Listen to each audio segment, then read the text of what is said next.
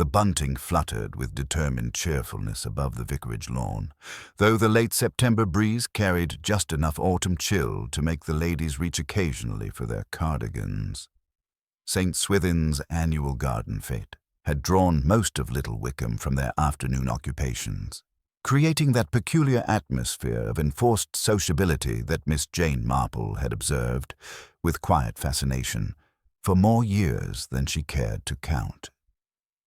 Miss Marple sat contentedly in a wicker chair that Mrs. Clement, the vicar's wife, had thoughtfully positioned beneath the spreading branches of an old apple tree. Her knitting, a delicate christening shawl in the softest white wool, rested in her lap while her pale blue eyes, deceptively mild behind wire-rimmed spectacles, took careful inventory of the afternoon's players. She had arrived precisely at 2:30, carrying a small wicker basket containing her contribution to the White Elephant stall, a hand-embroidered tea-cozy that had occupied her winter evenings and which she hoped might fetch a respectable sum for the church roof fund. The social geography of the fete unfolded before her with the predictable precision of a well-rehearsed dance. Near the cake stall, Colonel Weatherby held court with his usual audience of retired gentlemen, his voice carrying across the lawn as he expounded upon the declining standards of modern jam-making. His wife, Dorothy, had positioned herself strategically at the tea tent, where she could observe the comings and goings while dispensing both Earl Grey and carefully modulated gossip with equal efficiency.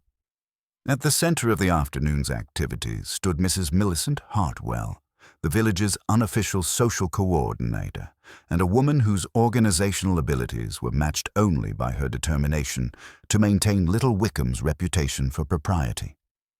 She moved between the stalls with the purposeful grace of a seasoned hostess, her silver hair perfectly coiffed despite the breeze, her voice carrying just the right note of gracious authority as she supervised the volunteers. Miss Marple's attention was drawn to the tea tent, where an interesting tableau was developing. Young Susan Fairfax, barely 19 and still bearing the nervous energy of someone unaccustomed to village scrutiny, was managing the washing-up station with admirable efficiency, despite the obvious strain of working under Mrs. Hartwell's exacting standards. The girl had arrived in Little Wickham only 3 months prior, taking a position as companion to elderly Mrs. Ashford at Rosemary Cottage, and was still finding her place in the village's intricate social fabric. Dr. Geoffrey Pemberton stood near the jam stall, his usually cheerful demeanor somewhat subdued as he examined Mrs. Henderson's prize-winning strawberry preserve with what appeared to be forced interest. Miss Marple noticed the way his eyes occasionally drifted toward the tea tent, and how his conversation with the vicar seemed to require more effort than usual. There was something troubling the good doctor, she reflected, though he was doing his best to maintain his professional composure. The afternoon's most intriguing presence was undoubtedly Mr. Charles Dampier, who had recently taken the lease on Elm House and was making his first appearance at a village function. He moved through the crowd with the careful courtesy of someone still learning the unspoken rules of rural society, his city clothes marking him as unmistakably foreign to Little Wickham's established rhythms. Miss Marple observed how he lingered near the bookstall, occasionally glancing toward Mrs. Hartwell with an expression that seemed to combine recognition with something approaching unease. The centerpiece of the tea service was Mrs. Hartwell's own contribution, a magnificent Georgian silver teapot that had belonged to her late mother-in-law and which she brought out only for the most important occasions. The pot sat in a place of honor on the main tea table, its polished surface reflecting the dappled sunlight as Mrs. Henderson and young Susan worked steadily to keep up with the steady stream of tea drinkers. Miss Marple watched with the patient attention of someone who understood that the most revealing moments often occurred in the spaces between more obvious events. She noted the way Mrs. Hartwell's smile became slightly strained when Mr. Dampier approached the tea table, the manner in which Dr. Pemberton's conversation with Colonel Weatherby seemed to require considerable effort, and the curious way young Susan's hands trembled slightly each time she handled the Georgian teapot. The afternoon proceeded with the measured pace of village tradition until approximately 4 o'clock, when the rhythm of the fete was disrupted by what appeared to be a minor domestic crisis. Susan, in the process of refilling Mrs. Hartwell's treasured teapot, had apparently discovered something unexpected in its depths. Miss Marple observed the girl's sudden pallor, the way she called urgently but quietly to Mrs. Henderson, and the small cluster of concerned faces that quickly gathered around the tea table. From her position beneath the apple tree, Miss Marple could not hear the whispered conversation, but she could see Mrs. Henderson's expression of growing alarm as Susan showed her something, a small folded paper that appeared to have been concealed within the teapot itself. The discovery seemed to create a ripple of unease among the small group of volunteers, though they were clearly making every effort to avoid attracting general attention. Mrs. Hartwell, summoned by Mrs. Henderson's urgent gesture, approached the tea table with her characteristic air of composed authority. Miss Marple watched as the folded paper was placed in Mrs. Hartwell's hands, observed the sudden stillness that came over the older woman as she read whatever message it contained, and noted the almost imperceptible way Mrs. Hartwell's face seemed to lose its color despite her obvious efforts to maintain her composure. "How very peculiar," Miss Marple murmured to herself, her knitting needles resuming their gentle rhythm while her mind began to consider the implications of a hidden letter and the various reactions it had provoked. In her extensive experience of human nature, she had learned that secrets, like tea leaves, had a tendency to surface at the most inconvenient moments, often revealing truths that their keepers had hoped would remain forever buried.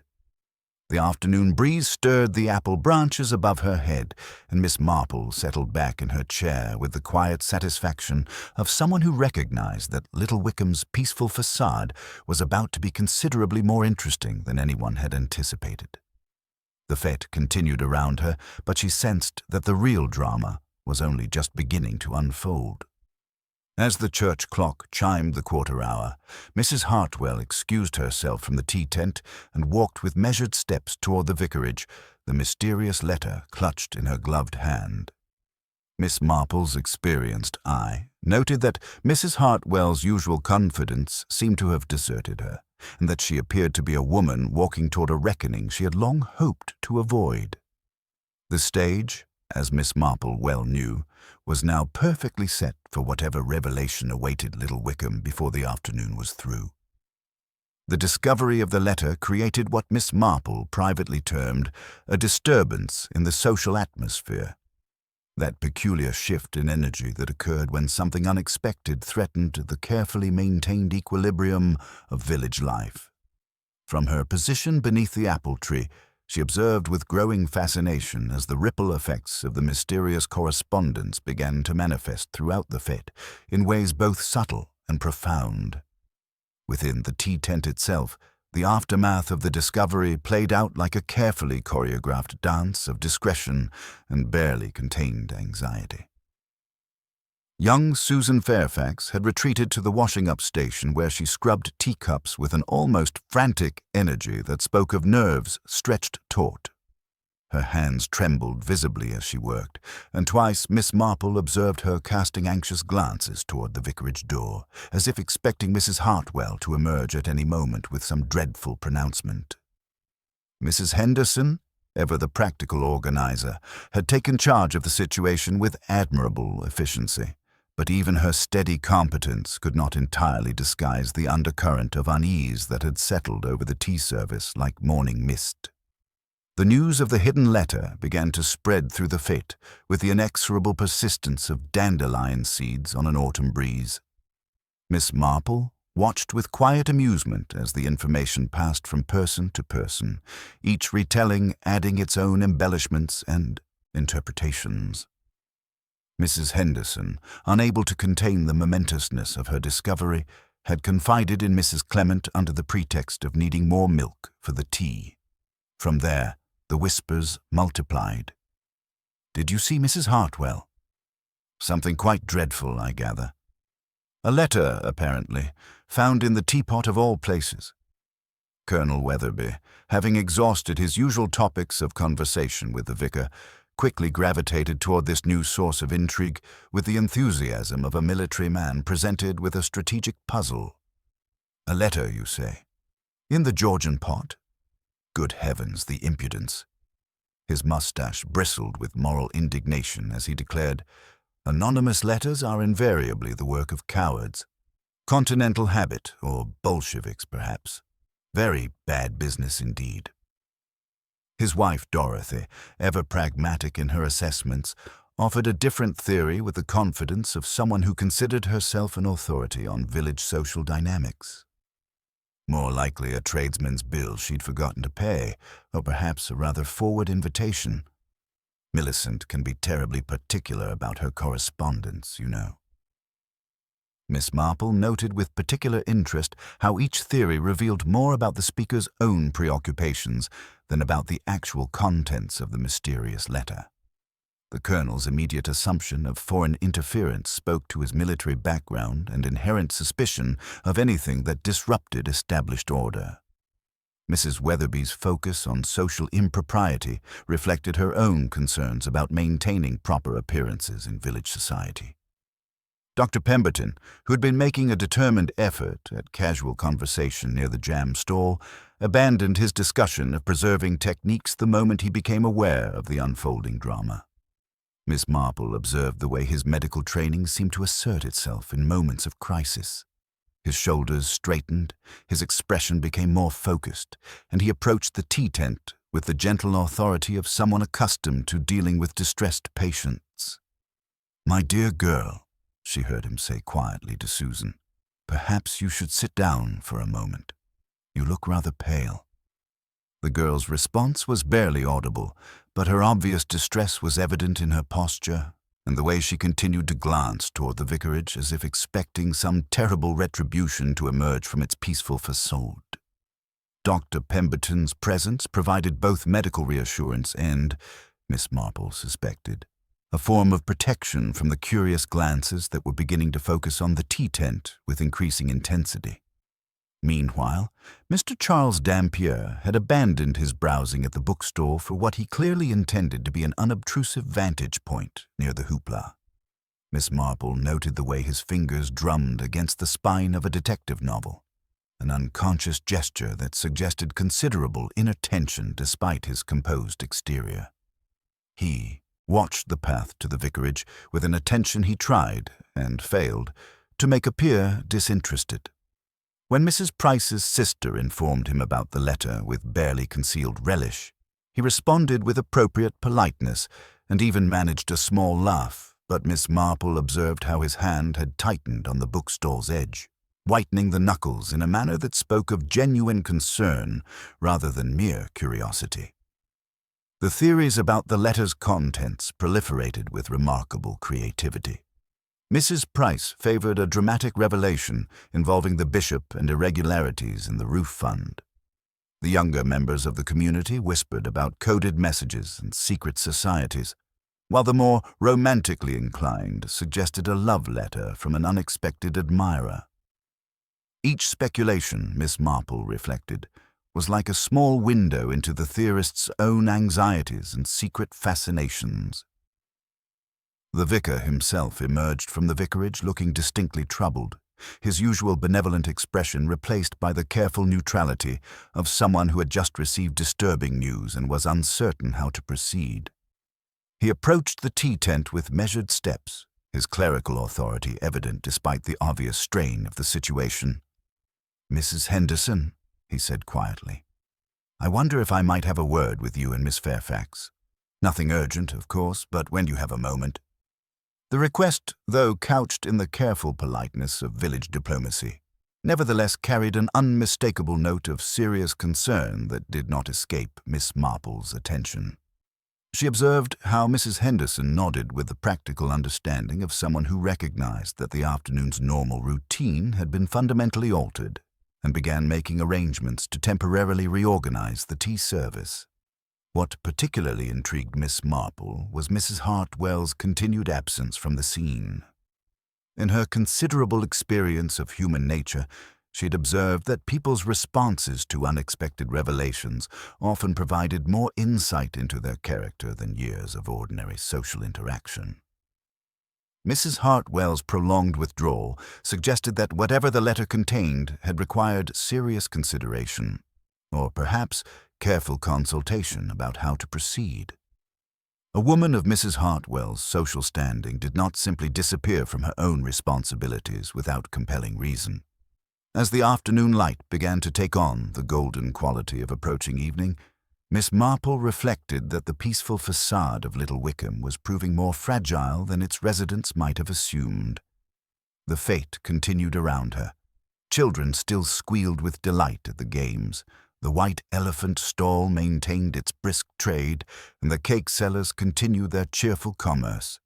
But she could sense the way awareness of some significant disturbance was spreading through the crowd like ripples from a stone dropped in still water. The village, she knew from long experience, was a finely tuned instrument where any discordant note, no matter how faint, would soon resonate through all its various chambers. Hidden letters, in her observation, rarely contained pleasant surprises, and the reactions she was witnessing suggested that this particular revelation might have consequences extending far beyond the boundaries of a simple garden fete. The seed of discord had been planted in Little Wickham's carefully tended social garden, and Miss Marple settled back in her chair with the quiet anticipation of someone who understood that it would inevitably bear fruit, possibly even deadly fruit, in the seemingly tranquil lanes of the village. Miss Marple had always found that the most illuminating conversations occurred not in formal settings, but in those unguarded moments when people believed themselves unobserved. The discovery of the mysterious letter had created precisely such an atmosphere at the garden fete, and she found herself uniquely positioned to witness the subtle drama unfolding in its wake. Rising from her chair beneath the apple tree with the unhurried air of someone seeking a fresh cup of tea, she made her way toward the tent where the afternoon's most significant revelations were still rippling through the gathered crowd. The strategic approach. Her movement through the fete appeared entirely natural, pausing to admire Mrs. Henderson's sponge cake, returning a dropped handkerchief to a child, exchanging pleasantries about the weather. By the time she reached the tea tent, the immediate crisis had settled into that peculiar state of controlled anxiety that Miss Marple recognized as far more revealing than open panic. Young Susan Fairfax had wrestled her breathing into something resembling calm, though her hands still trembled as she arranged cups with mechanical precision. "You're doing splendidly, my dear," Miss Marple said with that particular talent for speaking in a voice that soothed without seeming to notice distress. "Might I be useful? I have a steady hand with cups."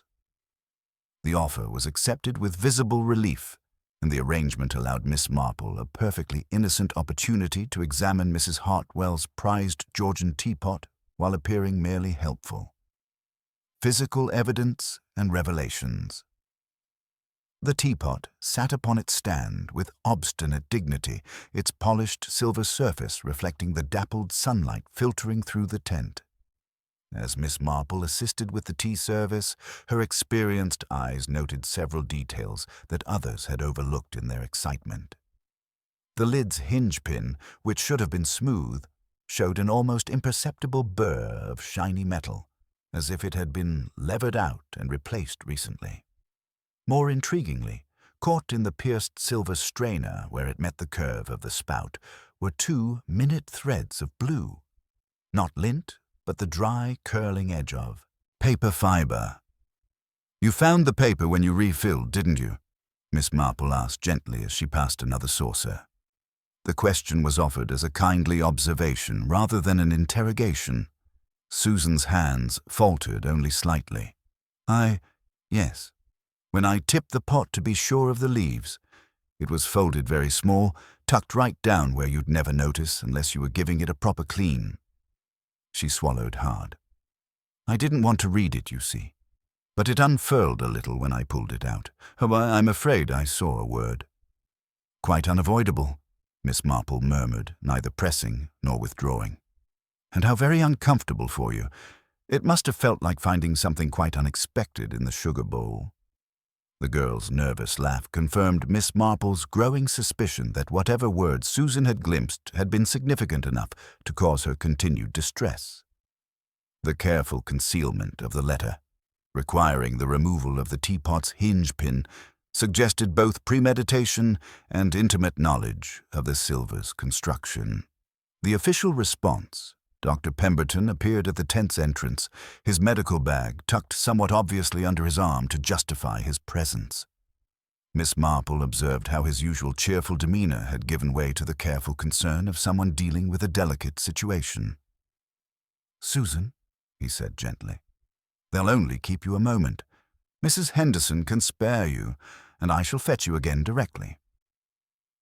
His reassurance carried professional authority, but Miss Marple noted the way his fingers drummed against his medical bag, a gesture that spoke of considerable inattention despite his composed exterior. The vicar emerged from the vicarage for the second time that afternoon, his expression bearing the careful neutrality of someone who had received disturbing confidential information. He approached the makeshift stage with measured steps and, after a gentle clearing of his throat, announced that Mrs. Hartwell had unfortunately been taken ill and would be retiring early. He assured everyone that it was nothing serious, merely a touch of the vapors brought on by the excitement of the day. His voice, usually so resonant and comforting, held a faint tremor that was not lost on Miss Marple's trained ear. Shifting dynamics and suspicious behavior. The announcement served only to fuel speculation rather than quell it.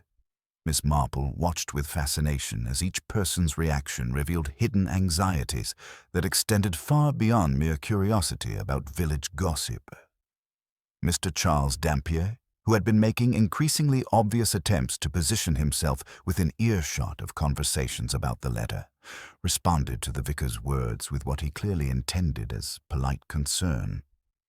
However, Miss Marple observed that his gaze drifted not toward the vicarage, but across the lawn to where Susan was still working at the tea tent. There was a brief, almost imperceptible frown on his face, a fleeting shadow of worry that seemed disproportionate for someone who was ostensibly a stranger to the village's intimate dramas. Dr. Pemberton's reaction was equally telling. He straightened perceptibly at the vicar's announcement and began making his way toward the vicarage, presumably to offer medical assistance. Yet Miss Marple caught something in his expression that went beyond professional concern, a quality that suggested personal investment in whatever crisis Mrs. Hartwell was facing. The mysterious departure. As the afternoon wore on and the official activities of the fete resumed their course, Miss Marple continued her quiet observations. The social fabric of Little Wickham had been subtly but permanently altered by the morning's discovery, and she could sense the community's collective anxiety beneath its determined return to normalcy. It was then that she noticed something particularly intriguing. Young Susan Fairfax, having finally completed her duties at the tea tent, slipped away from the clearing with unusual haste.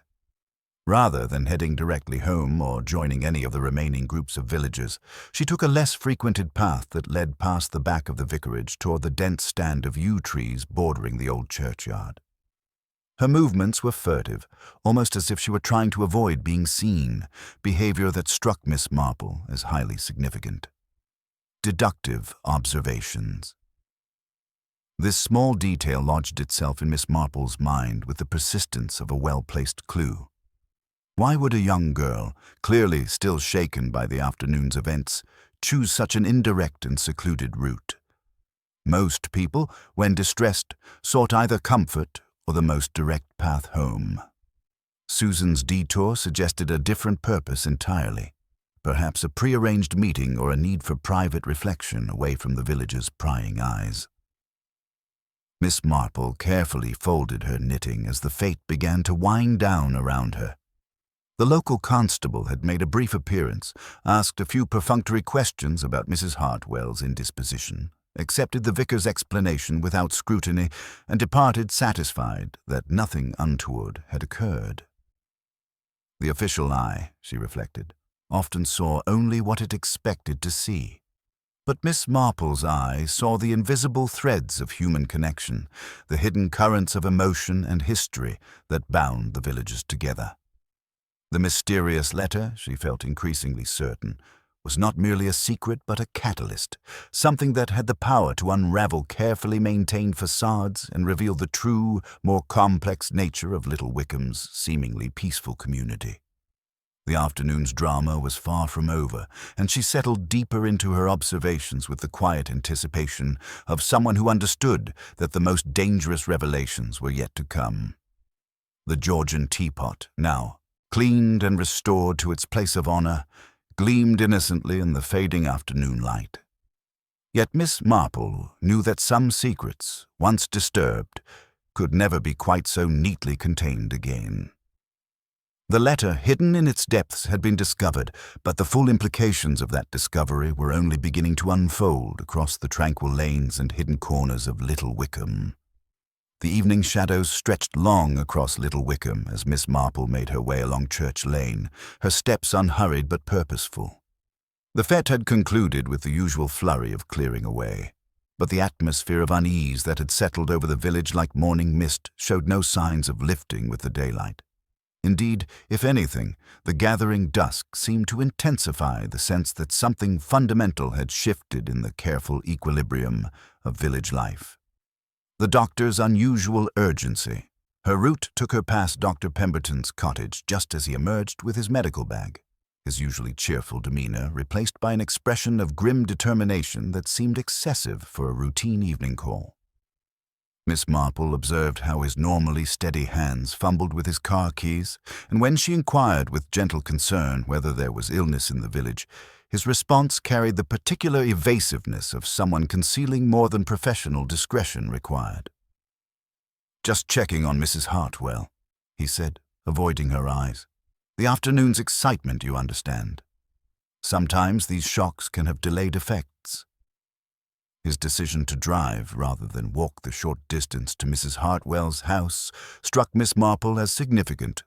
Dr. Pemberton was known throughout Little Wickham for his preference for walking whenever possible, claiming it essential for both his health and his understanding of the village's daily rhythms. Shadows among the yews. As Dr. Pemberton's car disappeared around the bend, Miss Marple continued her constitutional with heightened attention. The evening air carried the peaceful sounds of rural twilight, but these were punctuated by something more intriguing. The soft murmur of voices engaged in what appeared to be an intense conversation somewhere among the yew trees bordering the ancient churchyard. Her curiosity naturally piqued. Miss Marple adjusted her route to pass closer to the venerable trees, her footsteps muffled by the thick carpet of fallen needles. What she discovered there confirmed her growing suspicion that the afternoon's drama was far from concluded. Young Susan Fairfax stood in earnest conversation with Mr. Charles Dampier, their voices low, but their postures suggesting considerable emotional intensity. Positioning herself discreetly behind a particularly substantial yew trunk, Miss Marple found herself witness to a conversation that revealed depths of connection she had not previously suspected. "You must understand," Susan was saying, her voice tight with strain. "I never meant for any of this to happen. When I found it, I thought perhaps it had simply fallen in by accident." Dampier's response carried none of the careful courtesy he had displayed at the fete. "The damage is done now, Susan. She recognized me immediately. The moment she saw me at the tea stall, I could see it in her eyes. 23 years, and she knew me at once." He paused, and Miss Marple heard the soft rustle of paper. This letter wasn't random malice. It was calculated, and it's been waiting all this time for the perfect moment to surface.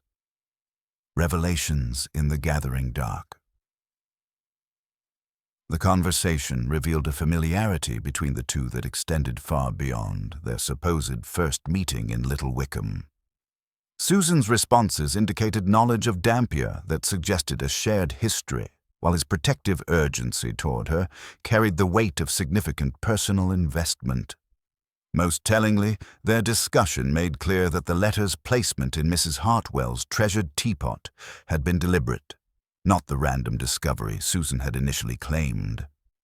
"She promised," Susan whispered, her voice barely audible. "Mother said she would never tell, that it was better for everyone if the past stayed buried. But now—" Her words dissolved into what sounded suspiciously like suppressed tears. "Your mother kept her word," Dampier replied gently. "But someone else clearly didn't. Someone wanted this to come out, and they chose their moment carefully, public enough to ensure it couldn't be quietly contained, but dramatic enough to cause maximum damage." The return of authority. Their conversation was interrupted by the sound of Dr. Pemberton's car returning along Church Lane, its headlights sweeping across the churchyard entrance. Both Susan and Dampier froze, their guilty stillness speaking volumes about the sensitive nature of their discussion. Miss Marple watched as they separated with obvious reluctance, Susan hurrying toward Rosemary Cottage while Dampier melted away into the deeper shadows with the practiced ease of someone accustomed to avoiding unwanted attention. Dr. Pemberton's car slowed as it passed the churchyard, and Miss Marple observed him peer into the gathering darkness with an expression that combined professional concern with something that looked remarkably like suspicion. His medical visit to Mrs. Hartwell had clearly not provided the reassurance he had hoped for, and his continued scrutiny of the village's darker corners suggested that he, too, sensed the undercurrents of tension beginning to surface in Little Wickham. The village turns. By the following morning, the whispers that had begun at the fete had crystallized into something approaching consensus. The story of the mysterious letter had grown in the telling, and with it, suspicion had begun to focus increasingly on young Susan Fairfax. Her status as an outsider, her obvious distress at the discovery, and her hasty departure from the fete all combined to make her the obvious target for village speculation. "Always knew there was something not quite right about that girl," Mrs. Price declared with the satisfaction of someone whose prejudices had been vindicated. "Too quiet by half, and living with old Mrs. Ashford, who's practically deaf as a post. Who knows what she gets up to when no one's watching?" Colonel Weatherby, having exhausted his theories about foreign interference, now focused his military precision on the more immediate target. "The girl's clearly hiding something. Mark my words, there's more to this business than meets the eye. These young people have no respect for established order, no understanding of proper behavior. Even Mrs. Henderson, usually charitable in her judgments, found herself swayed by the mounting evidence. It does seem rather convenient, doesn't it? She's the one who found the letter, she's the one who was so upset by it, and she's the one who disappeared so mysteriously afterward. If there's nothing to hide, why all the dramatics?" Miss Marple's quiet observations. Miss Marple listened to these pronouncements with her usual patient attention, noting how the village, unsettled by the disruption to their orderly world, sought refuge in the simplest explanation and the most convenient scapegoat. Susan Fairfax, being both an outsider and undeniably nervous, fit the role perfectly. The human tendency to seek patterns and assign blame, she reflected, often led to conclusions that satisfied emotional needs rather than logical analysis. Yet several details troubled her careful mind. The conversation she had witnessed between Susan and Dampier suggested not guilt, but shared knowledge of something that predated their arrival in Little Wickham by more than 2 decades. The careful concealment of the letter in Mrs. Hartwell's teapot required both intimate knowledge of her habits and access to her private possessions, suggesting someone far more established in the village than a recent arrival. Most significantly, the emotional intensity she had observed spoke not of criminal conspiracy, but of people caught in circumstances beyond their control, struggling to manage consequences they had never anticipated. Susan's fear seemed genuine rather than calculated, while Dampier's protective concern suggested personal investment that went deeper than mere criminal alliance. The gathering storm. As evening settled over Little Wickham once again, Miss Marple reflected that the village's peaceful facade was proving considerably more fragile than its residents had assumed. The mysterious letter had served as a catalyst, setting in motion forces that had been held in careful check for more than 20 years. The community's rush to judgment against Susan Fairfax revealed not just their need for simple answers, but their instinctive understanding that something significant was stirring beneath the surface of their ordered lives. The obvious suspect had emerged, just as these situations invariably produced, but Miss Marple's experience had taught her to be deeply suspicious of obvious solutions. In her considerable observation of human nature, she had learned that the truth was rarely found where everyone was looking, but rather in the quiet spaces between assumptions, where patient observation might reveal the patterns that hasty judgment invariably missed. The stage was set for whatever reckoning awaited Little Wickham, and Miss Marple settled into her evening routine with the quiet certainty that the morning would bring new developments in what was proving to be a considerably more complex mystery than anyone had yet imagined. The village had found its scapegoat, but the real truth, she suspected, remained carefully hidden beneath layers of old secrets and newer deceptions, waiting for a more discerning eye to bring it into the light. The morning brought with it the particular quality of light that precedes autumn storms, casting Little Wickham in shades of grey that seemed to mirror the village's increasingly troubled mood. Miss Marple had risen early, as was her custom, and approached the day with the methodical precision of someone who understood that the most significant truths were often hidden in the most ordinary places. Morning investigations and discoveries. Her first objective was the parish church, where she arrived under the perfectly innocent pretext of checking the old registers for family history. Mrs. Clement, still weary from the previous day's festivities, was happy to grant access to the dusty volumes in the vestry.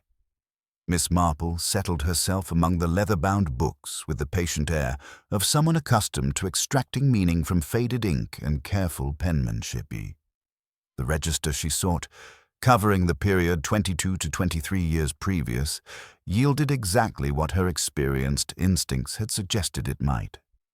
There, in the entries for early autumn of that distant year, she found 2 baptismal records that cast an entirely new light on recent events.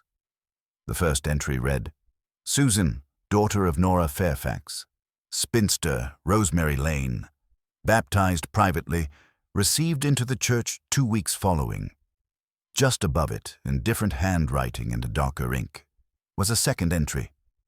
"Male child, name later entered. Elm House. Baptized privately." The space where a name should have appeared had been filled, after what was clearly an interval, with Charles Leonard, and beneath the Leonard was a faint irregularity in the paper, as though earlier writing had been erased, or a pen had hesitated over its own conscience. Miss Marple studied the entries with the careful attention of someone who understood that parish records, like human hearts, often contained more than they initially revealed. The timing, the private baptisms, the altered entry, all spoke of circumstances that had required both discretion and subsequent revision. Most significantly, the addresses connected these long-ago events directly to the present drama. Rosemary Lane, where Susan now lived with Mrs. Ashford, and Elm House, which Mr. Charles Dampier had recently taken on lease. Her constitutional route took her past the War Memorial, where she paused to admire the late dahlias in their carefully tended border. It was there, half hidden beneath the bronze leaves of a particularly robust specimen, that she discovered something that caused her to reconsider several assumptions. Caught on a thorny stem was a fragment of blue paper. Not common writing paper, but a distinctive shade that spoke of expensive stationery. The fragment bore the unmistakable impression of elegant script in black ink, and its position suggested deliberate disposal rather than casual litter. The visible portion of the script was tantalizingly incomplete. Must never know the truth about. The handwriting was educated, flowing, and unmistakably feminine, executed with the confidence of someone accustomed to formal correspondence. More significantly, the ink showed signs of age, not the crisp blackness of recent composition, but the slightly faded quality that suggested considerable antiquity. The crucial visit and deduction. Armed with her homemade elderflower cordial as pretext, Miss Marple presented herself at Mrs. Hartwell's residence for what appeared to be a simple courtesy call. Mrs. Hartwell, though pale and clearly still shaken, received her with the strained politeness of someone determined to maintain appearances despite internal turmoil. The drawing-room, usually a haven of meticulous order, bore faint signs of recent disarray, though its owner had clearly made considerable effort to restore its customary perfection. As they conversed over tea, Miss Marple's attention was drawn to Mrs. Hartwell's writing desk, a beautiful Queen Anne piece that housed a small leather-bound box containing her personal stationery. Miss Marple had observed this stationery before. Distinctive cream-colored paper with the finest possible edging of pale cornflower blue. A subtle mark of refined taste known only to those who received Mrs. Hartwell's most personal correspondence. The conversation naturally turned to the previous day's shocking discovery, and it was then that Miss Marple made the observation that would prove crucial to understanding the entire mystery. "Such a dreadful shock, dear Millicent," she said gently. "And to think it was found in your beautiful Georgian teapot, a family heirloom, if I recall." Mrs. Hartwell's response contained the key that unlocked everything. "Indeed, Miss Marple, from my late mother-in-law. I take such pride in its care. I always clean it myself, you know, before any important occasion. It's a ritual of sorts," she continued with a touch of her usual hauteur. "Every crevice, every curve. One simply cannot trust such a valuable piece to anyone else's hands." The implication struck Miss Marple with the force of revelation. If Mrs. Hartwell had cleaned the teapot meticulously that very morning, and Susan had described the letter as tucked right down where you'd never notice unless you were giving it a proper clean, then the letter could not have been placed there before Mrs. Hartwell's cleaning ritual.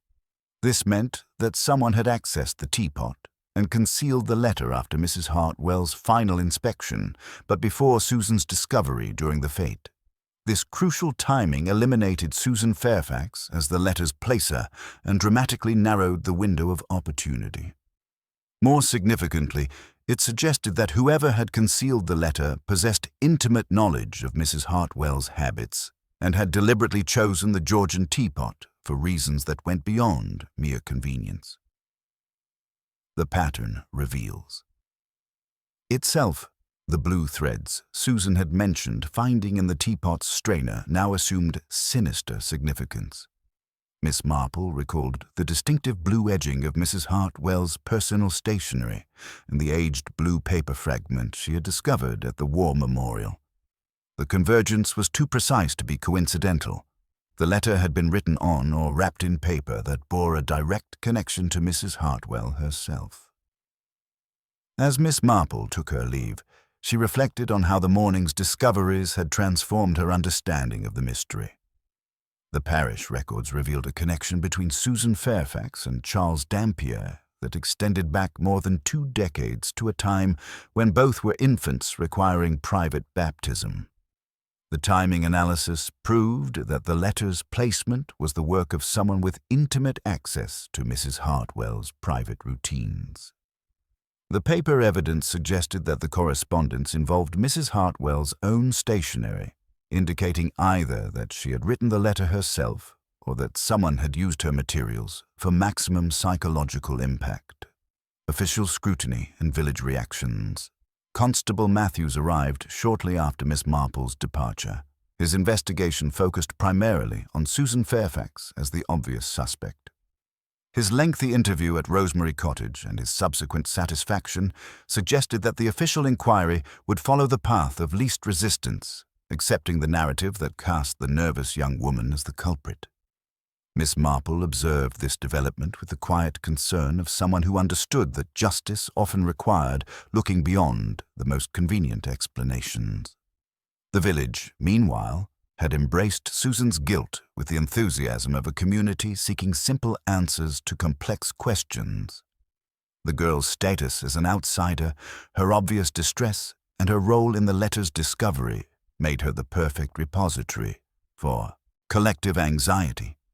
Yet Miss Marple's investigations had revealed a truth far more intricate than village gossip could accommodate. The emerging truth.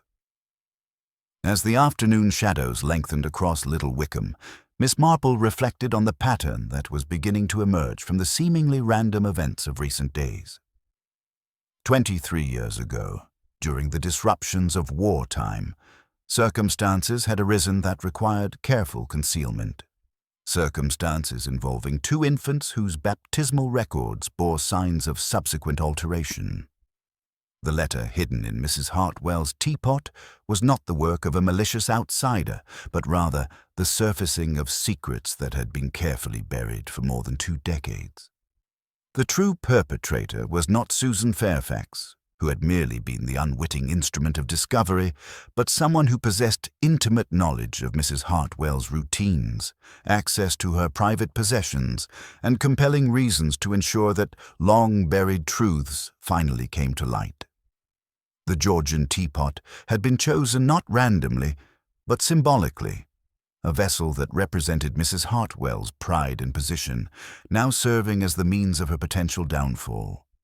The obvious suspect had been identified and was being pursued by official channels, but Miss Marple knew that the real culprit remained hidden among those whom the village trusted most completely. The morning's investigations had provided her with the tools to understand not just what had happened, but why it had been inevitable that it should happen. The past, as she had learned through long experience, possessed an almost gravitational pull, drawing buried secrets inexorably back toward the light. Little Wickham's peaceful facade was about to be tested in ways that none of its residents had anticipated, and Miss Marple settled into her afternoon routine with the quiet certainty that the most significant revelations were yet to come. The stage was set for a reckoning that would reach far beyond the boundaries of simple village scandal, touching the very foundations of the community's understanding of itself and the secrets it had chosen to keep hidden in the shadows of its collective memory. The morning after the fete dawned with that peculiar quality of light that seems to press secrets closer to the surface, as if the very atmosphere of Little Wickham had grown too thin to contain what had long been hidden. Miss Marple rose early, her mind occupied with the threads of connection she had begun to weave between past and present, and made her way along Church Lane with the unhurried purpose of someone who understood that the most significant truths often resided in the most overlooked places. Mrs. Ashford's guardianship of memory. Her first destination was Rosemary Cottage, where she arrived under the perfectly reasonable pretext of returning a borrowed knitting pattern. Mrs. Ashford, despite her advanced years and increasing frailty, possessed that particular clarity of mind that sometimes accompanies great age, a ability to see through the accumulated layers of polite deception to the essential truths beneath. The elderly lady received Miss Marple in her sitting room, where the scent of lavender and old books created an atmosphere of preserved memories. "Such a dreadful business about that letter," Mrs. Ashford observed, her pale blue eyes sharp despite their watery appearance. "Though I can't say I'm entirely surprised. Secrets have a way of surfacing, don't they? Particularly when someone decides they've been buried long enough." She gestured toward young Susan, who was preparing tea with the careful attention of someone still shaken by recent events. Poor child. Everyone assumes she's the problem, but she's merely the proof that the past refuses to stay where it was put. Mrs. Ashford's revelations proved to be precisely what Miss Marple's deductions had suggested they might be. "Nora Fairfax was such a lovely girl," the elderly lady continued, her voice taking on the particular quality that accompanies the recounting of long-held secrets. "She came to work at the vicarage during the war years, but before that she had been in service at Elm House, my late husband's family home, you understand. Such a pretty thing, too pretty for her own good, perhaps. When circumstances became Complicated. She went away for a time. There were arrangements made, you see. Private arrangements that required considerable discretion. The implications of Mrs. Ashford's careful words were not lost on Miss Marple. The war years had created many situations that required delicate handling, and the combination of social upheaval and reduced scrutiny had provided opportunities for the kind of arrangements that peacetime propriety would never have permitted. The baptismal records, Mrs. Ashford continued with the air of someone finally unburdening herself of a long-carried weight, were handled by the old vicar, such a kind man, but easily influenced by those who spoke with authority. There were several private ceremonies that year, circumstances that required careful management by those who understood the importance of discretion. The critical window of opportunity. Miss Marple's next call was upon Mrs. Henderson, whose organizational role at the fete had positioned her to observe details that others might have missed. Mrs. Henderson's account provided the crucial piece of evidence that Miss Marple's theory required, the precise timing that eliminated some suspects while focusing attention on others. "I've been thinking about yesterday morning," Mrs. Henderson confided as they sat in her neat parlor. Mrs. Hartwell had finished cleaning that precious teapot of hers, polished it until it gleamed, as she always does before important occasions. But then she was called away to settle some dispute about the cake arrangements, and the teapot sat unattended for nearly 20 minutes. This revelation struck Miss Marple as profoundly significant. The window of opportunity was both specific and limited, requiring someone who understood Mrs. Hartwell's habits and possessed legitimate reason to be present in the tea tent during those crucial moments. Several people passed through during that time. Mrs. Henderson continued. Dr. Pemberton stopped by to inquire about the afternoon's arrangements. He seemed particularly interested in the Georgian teapot itself, examining it quite closely and commenting on its craftsmanship. At the time, I thought it merely polite conversation. But now, confrontations and revelations. The afternoon brought developments that confirmed Miss Marple's growing understanding of the complex relationships underlying the morning's drama. Walking past Elm House on her constitutional, she became an inadvertent witness to a confrontation that revealed connections extending far beyond mere village acquaintanceship. Through the open windows of the drawing room, she could hear Mrs. Hartwell's voice, strained with barely controlled fury. "I demand to know what this is about, Mr. Dampier, this scandalous letter and your sudden appearance in Little Wickham. Do you imagine I've forgotten, after all these years?" Dampier's response carried the weight of long-suppressed grievance. "I imagine nothing, Mrs. Hartwell. I merely returned to claim what was rightfully mine, and perhaps to see justice done for what was taken from me." "Justice?" Mrs. Hartwell's voice rose with indignation. "You speak of justice after the disgrace you brought upon this village, upon my family. My poor brother never recovered from the scandal." The exchange revealed a connection between Dampier and Mrs. Hartwell that predated his supposed recent arrival in Little Wickham by more than 2 decades. The reference to her poor brother and the scandal that had affected the family provided crucial context for understanding the current crisis. Miss Marple reflected that Dampier was not the stranger he pretended to be, but someone with profound personal investment in the secrets that the mysterious letter had begun to expose. Dr. Pemberton's suspicious behavior. Later that afternoon, Miss Marple observed Dr. Pemberton hurrying toward the vicarage with his medical bag, his usual cheerful demeanor replaced by obvious distress.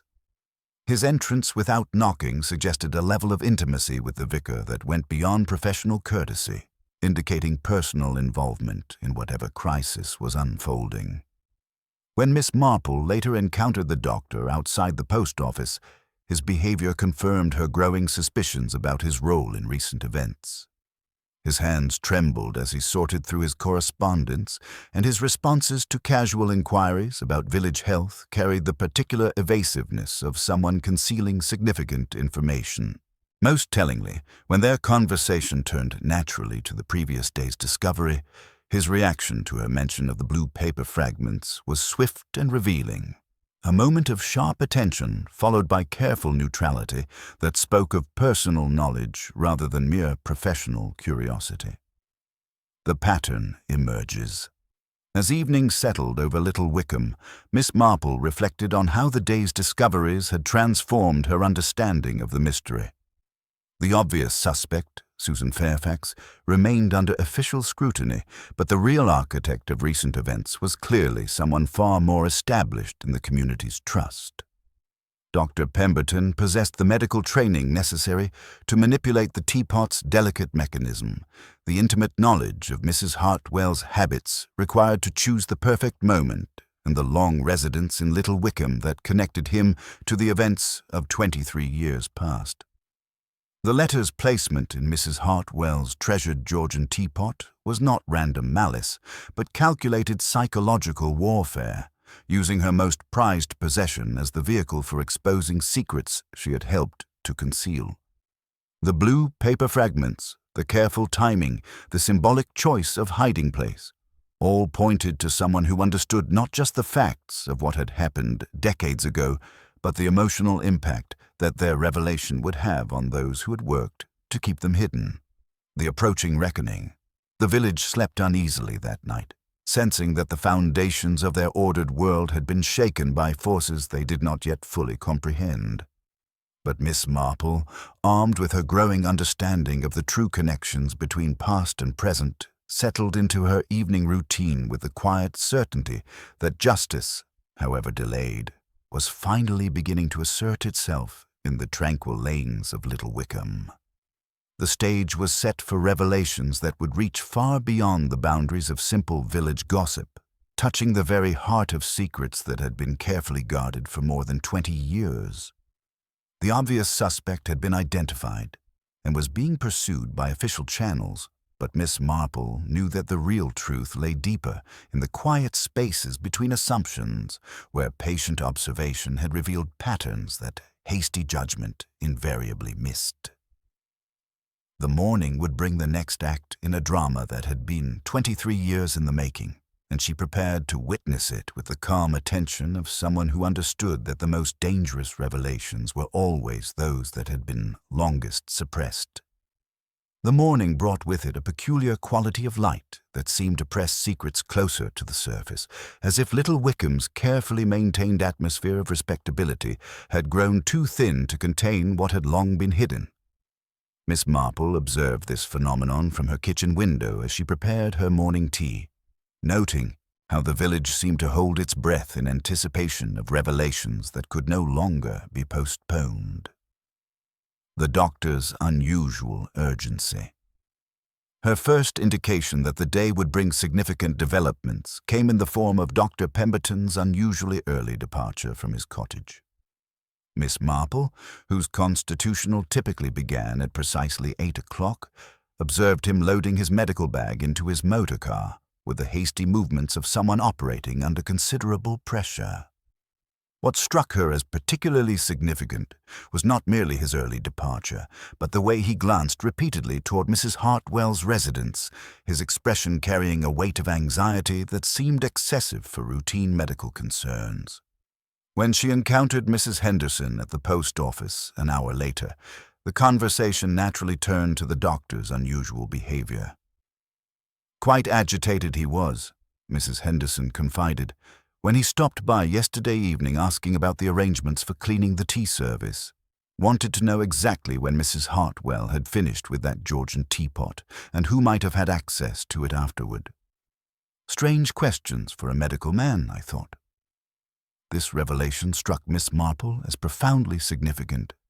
Dr. Pemberton's interest in the precise timing of events at the fete suggested knowledge that extended far beyond mere professional curiosity about village activities.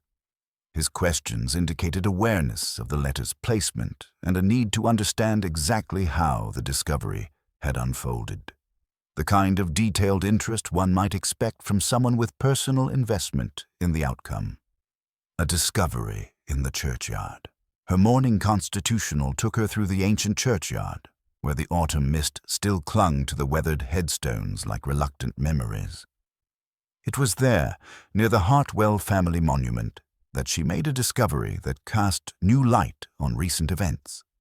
Caught on the thorny stem of a wild rose that had grown up around the base of the memorial was a fragment of fabric, dark wool of the type used in gentlemen's clothing, but bearing a distinctive weave that she recognized immediately. The fabric matched precisely the material of Dr. Pemberton's favorite walking jacket, a garment she had observed him wearing on countless occasions during his 15 years in Little Wickham. More significantly, the fragment's position suggested it had been torn during a hurried passage through the undergrowth, as if someone had been moving through the churchyard under circumstances that required both speed and concealment. Mrs. Ashford's careful revelations. Her visit to Rosemary Cottage, ostensibly to check on young Susan's welfare, provided additional pieces to the puzzle that was slowly taking shape in her mind.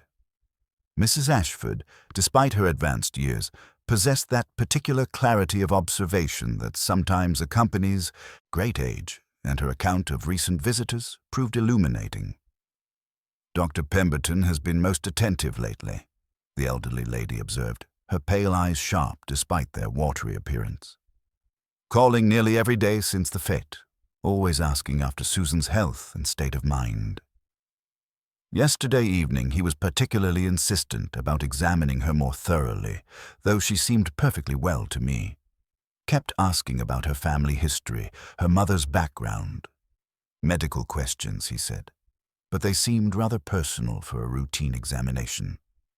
Susan herself appeared pale and withdrawn, her earlier distress having settled into a kind of watchful anxiety that spoke of someone who understood she was at the center of events beyond her control. When Miss Marple gently inquired about her conversation with Mr. Dampier in the churchyard, the girl's response revealed depths of connection that confirmed her growing suspicions. "He's my half-brother," Susan said quietly, the admission carrying the weight of long-held secret.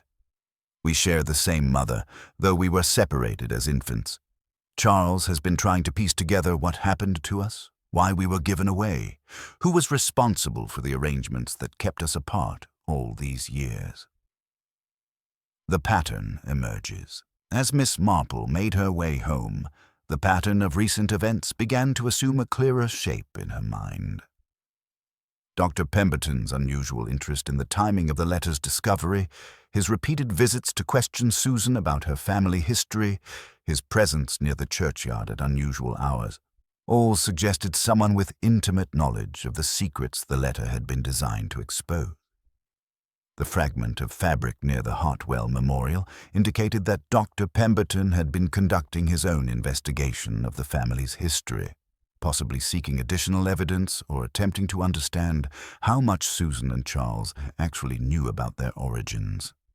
His medical position in the community provided him with both the authority to ask personal questions and the access necessary to move through the village without attracting suspicion. A calculated response. The afternoon brought news that confirmed Miss Marple's growing understanding of the situation. Dr. Pemberton had announced his intention to take a brief leave from his practice, citing the need to attend to urgent family matters in London. The timing of this departure, following so closely upon the letter's discovery and his intense questioning of Susan, struck her as highly significant. Mrs. Clement, who had received the doctor's notice of absence, found his explanation somewhat inadequate. 15 years he's been with us, she confided to Miss Marple over tea, and never once mentioned family obligations that might call him away. Rather sudden, don't you think? And he seemed so particular about ensuring his patients understood he might be away for some time, as if he wasn't entirely certain when he might return. The implications were clear to Miss Marple's experienced eye. Dr. Pemberton's departure was not a routine absence, but a strategic withdrawal from a situation that had become increasingly dangerous to his carefully maintained position. The letter's discovery had set in motion a chain of events that threatened to expose secrets he had spent years keeping hidden, and his response suggested someone preparing for the possibility that return to Little Wickham might not be possible. The deeper truth. As evening settled over the village, Miss Marple reflected on how the day's discoveries had transformed her understanding of the mystery. Dr. Pemberton was not merely a village physician who had become entangled in recent events, but someone whose very presence in Little Wickham was connected to the secrets the letter had been designed to expose. His 15-year residence in the community, his position of trust and authority, his intimate knowledge of village routines, all had been carefully constructed to serve purposes that extended far beyond medical practice. The letter hidden in Mrs. Hartwell's Georgian teapot was not the work of an outsider seeking to cause random mischief, but part of a carefully orchestrated plan to bring long-buried truths to light. Dr. Pemberton's reaction to its discovery revealed not surprise, but recognition. The response of someone who understood exactly what forces had been set in motion and what consequences might follow. Miss Marple's growing certainty. The convergence of evidence was becoming too precise to ignore. The timing analysis that eliminated Susan as the letter's placer, the fabric fragment that placed Dr. Pemberton near the Hartwell Memorial under suspicious circumstances, his unusual questions about the Fett's timeline, his sudden departure from the village, all pointed to someone whose involvement in recent events was both intimate and calculated. Miss Marple settled into her evening routine with the quiet certainty that the mystery was approaching its resolution. The obvious suspect had been pursued by official channels, but the real architect of recent events was someone whose position in the community had provided perfect cover for a deception that had been years in the making. The village's trusted physician had been hiding secrets that reached back more than 2 decades, and the letter's discovery had finally forced him to abandon the careful facade he had maintained throughout his residence in Little Wickham. The stage was set for revelations that would shake the community's understanding of itself and the trust it had placed in those who seemed most worthy of respect. Justice, however long delayed, was finally beginning to assert itself in the tranquil lanes of Little Wickham, and Miss Marple prepared for the confrontation that would bring the truth into the light at last. The storm that had been threatening Little Wickham since dawn finally broke just after noon, bringing with it the kind of driving rain that seemed to press secrets closer to the surface and make the village's carefully maintained facades appear suddenly fragile. Miss Marple observed the weather from her sitting-room window with the quiet attention of someone who understood that atmospheric pressure often had curious effects on human behavior, particularly when that behavior was already strained by the weight of hidden truth. The strategic approach. Her opportunity came when she encountered Mrs. Hartwell sheltering in the church porch, having been caught by the sudden downpour while visiting the graves of her family. The older woman's usual composure showed distinct signs of strain, her hands trembling slightly as she clutched her umbrella, and her eyes carrying the particular haunted quality of someone who had spent sleepless nights confronting unwelcome memories. Miss Marple approached with the gentle directness that had served her well in countless similar situations. "My dear Millicent," she said, settling beside her on the stone bench, "what dreadful weather, though I suppose it gives us a moment's peace from all the village chatter about recent events." Mrs. Hartwell's response carried the tension of someone walking on increasingly unstable ground. "Indeed, Miss Marple, though I fear the talk will only grow worse now that Dr. Pemberton has departed so suddenly. People do so enjoy drawing their own conclusions when presented with incomplete information." The psychological test.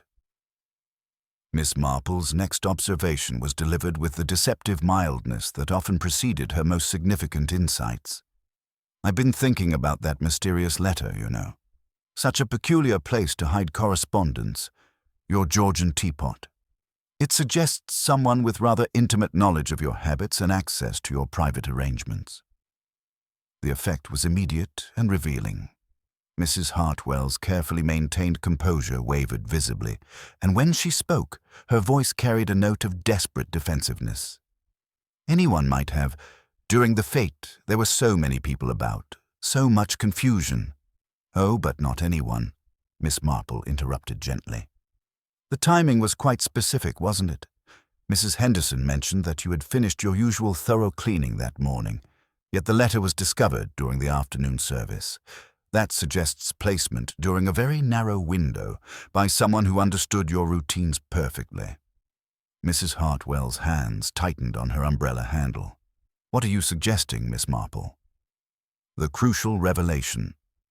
I'm suggesting, Miss Marple said with quiet authority, that Dr. Pemberton's interest in your teapot at the fete was rather more than casual admiration of fine craftsmanship. Susan mentioned that he examined it quite closely, asked about your cleaning routine, seemed particularly interested in its mechanism. For a medical man, he showed remarkable curiosity about domestic arrangements. The mention of the doctor's name produced a reaction that confirmed Miss Marple's growing certainty. Mrs. Hartwell seemed to age before her eyes, the last of her defensive energy draining away like water from a broken vessel. "You don't understand," she whispered, her voice barely audible above the drumming rain. "There are some things that must remain buried, some arrangements that were made during difficult times. Wartime changes everything, you know. People do what they must to protect those they care about. The weight of the past." Miss Marple leaned forward with gentle encouragement. The war years did indeed create circumstances that required discretion. I've been examining the parish records, you know. Such interesting entries from 23 years ago. Private baptisms, altered registrations, addresses that connect directly to current events.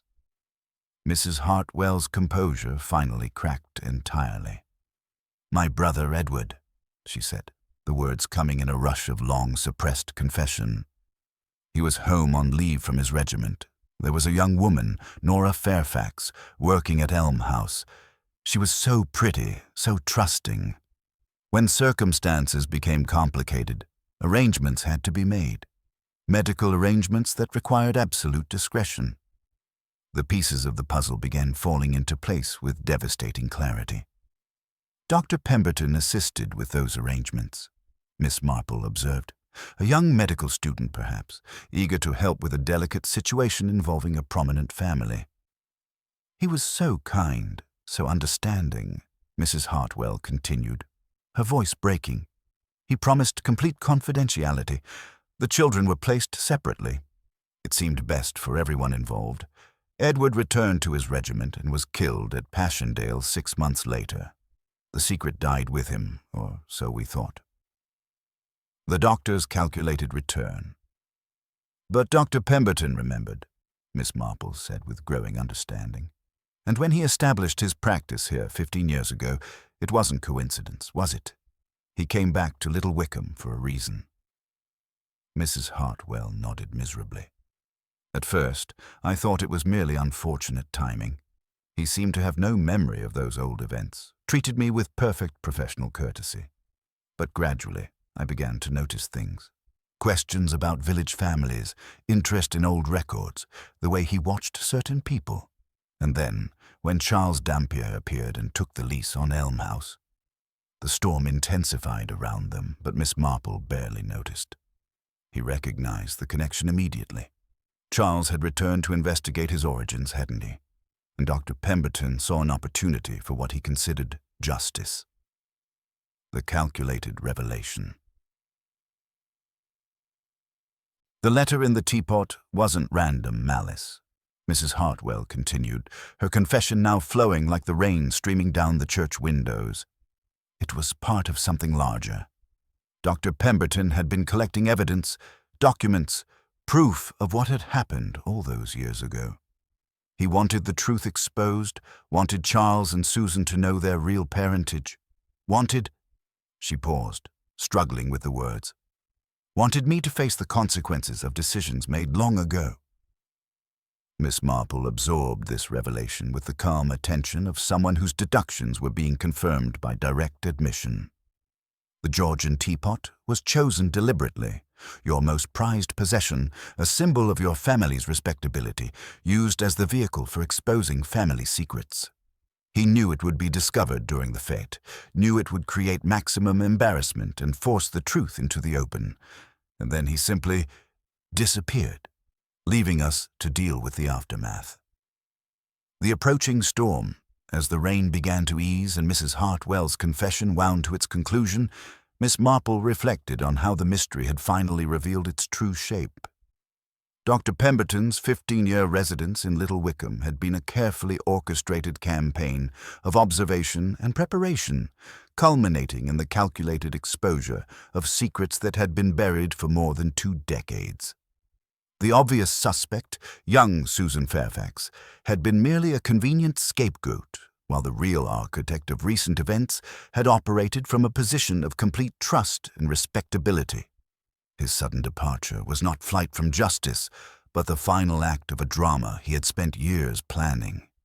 "What happens now?" Mrs. Hartwell asked, her voice small and defeated.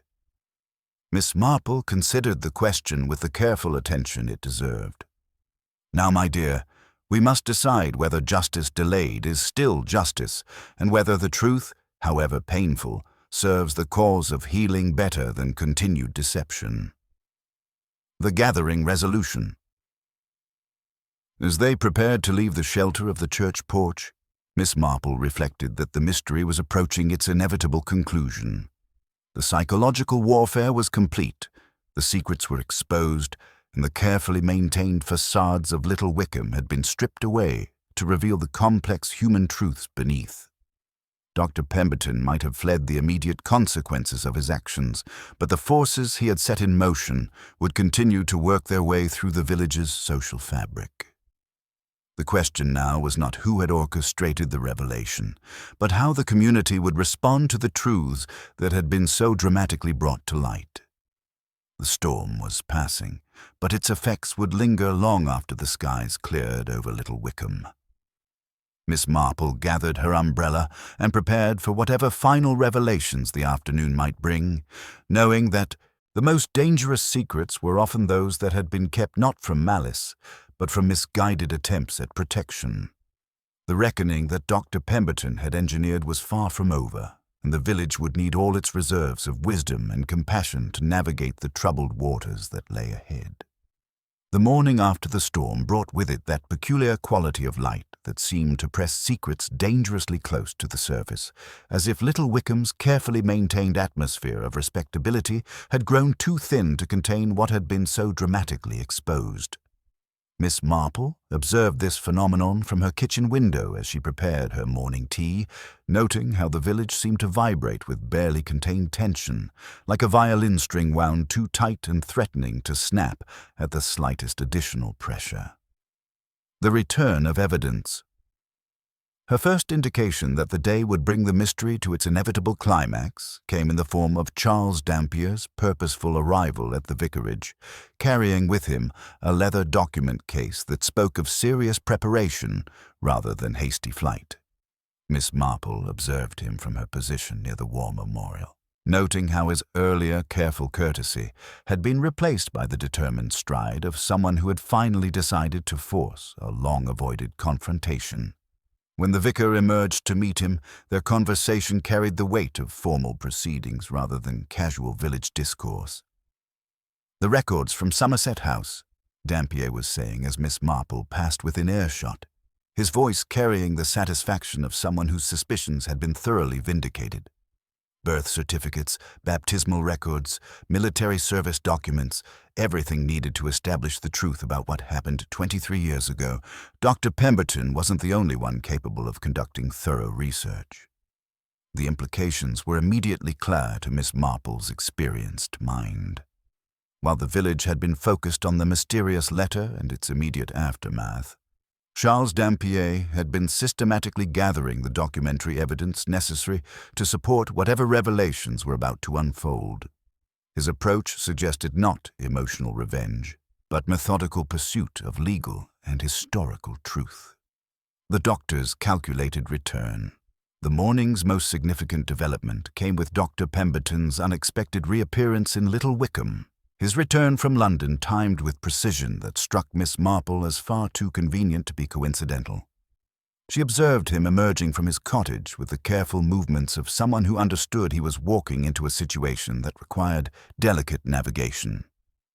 His explanation to Mrs. Henderson that urgent family matters had been resolved more quickly than anticipated carried the particular hollowness of a prepared excuse. More tellingly, Miss Marple noted how his medical bag seemed unusually light, as if packed for appearance rather than genuine professional need. His glances toward both the vicarage and Mrs. Hartwell's residence suggested awareness of developments that someone genuinely absent should not have possessed. When she encountered him near the post office, his response to casual inquiries about his London visit revealed the careful evasiveness of someone whose story had been rehearsed, but not thoroughly tested. "Family obligations," he repeated with the mechanical precision of someone reciting a lesson. "Sometimes these matters resolve themselves more quickly than one anticipates." Mrs. Hartwell's desperate gambit. The afternoon brought what appeared to be Mrs. Hartwell's final attempt to control the narrative that was rapidly escaping her influence. Miss Marple observed her making her way to Elm House with the determined gait of someone who had exhausted all other options and was prepared to risk everything on a direct confrontation. The conversation that followed, though conducted behind closed doors, was clearly intense and emotionally charged. Through the open windows, Miss Marple could hear the rise and fall of voices engaged in what appeared to be a negotiation of considerable complexity. Mrs. Hartwell's tone carried the desperation, someone attempting to salvage what remained of her carefully constructed reputation, while Charles Dampier's responses suggested the implacability of someone who had waited more than 2 decades for acknowledgement. When Mrs. Hartwell finally emerged, her usual composed bearing had been replaced by the defeated posture of someone who had played her last card and found it insufficient.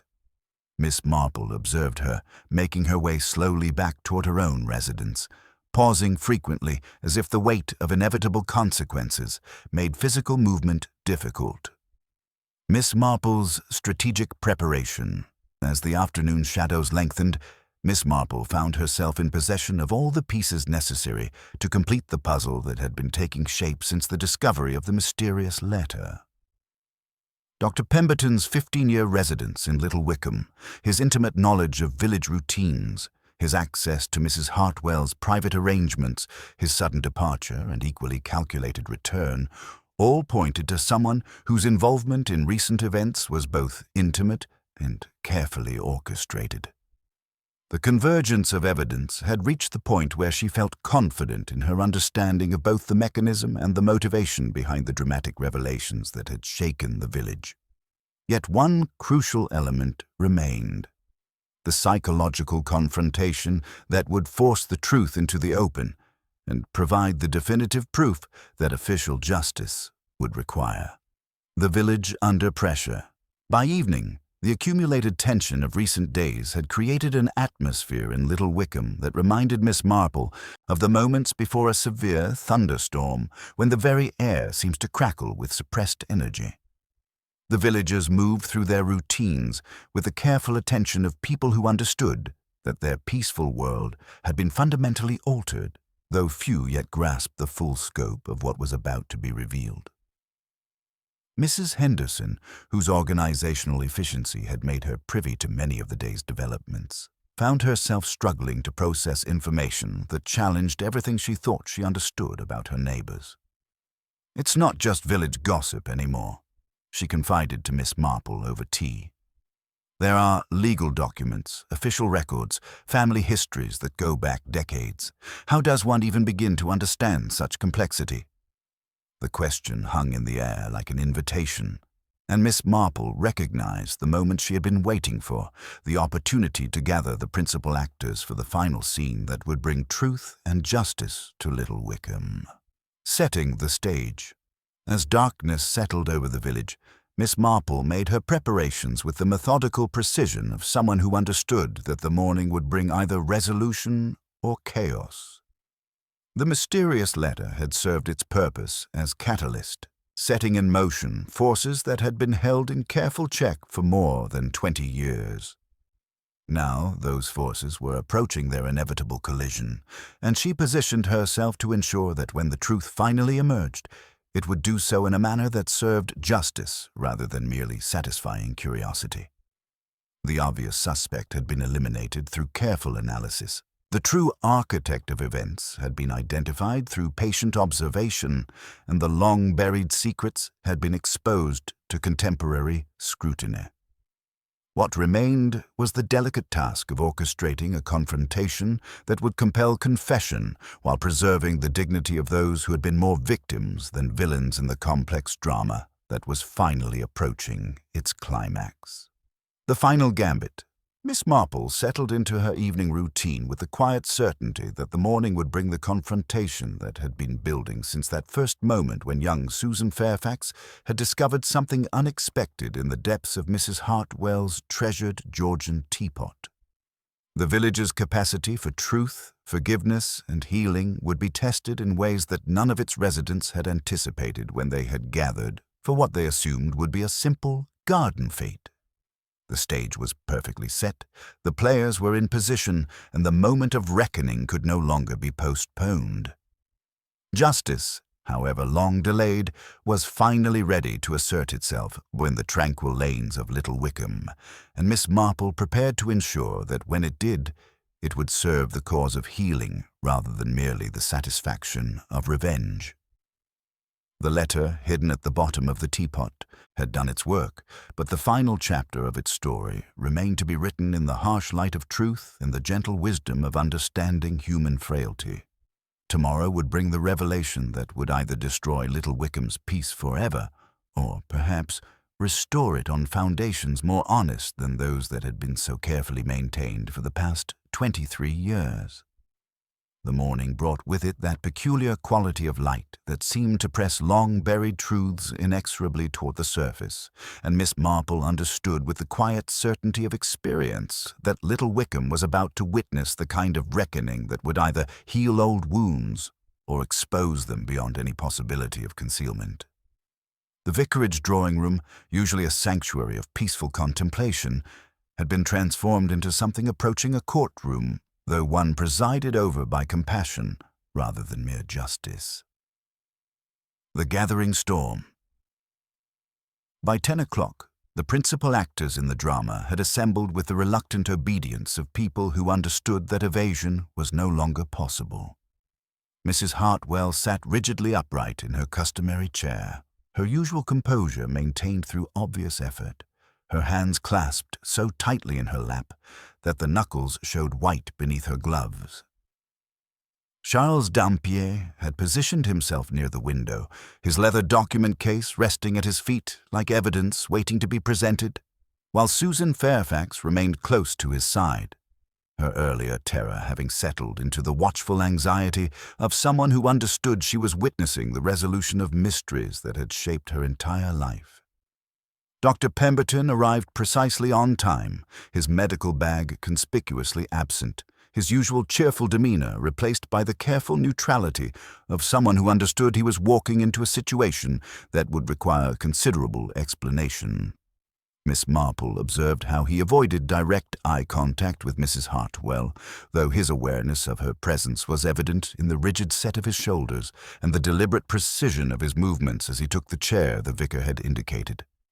Constable Matthews stood somewhat uncertainly by the fireplace, summoned under the vague pretext of urgent village matters, and clearly uncomfortable with the atmosphere of suppressed emotion that filled the room like morning mist.